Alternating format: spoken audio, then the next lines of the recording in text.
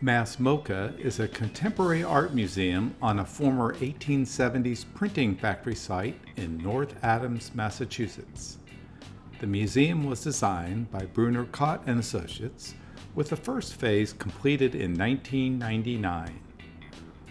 On display are works by Ledelle Moe, Saul Witt, James Turrell, Jenny Holzer, Sarah Oppenheimer, and Michael Oatman. There are 26 buildings on 16 acres alongside the Hoosic River. The architects left the simple industrial buildings mostly alone, enhancing their details and forms so the art stands out. After your visit, head nearby to A-OK Berkshire BBQ for a brisket or smoked chicken sandwich. Enjoy your visit to Western Massachusetts.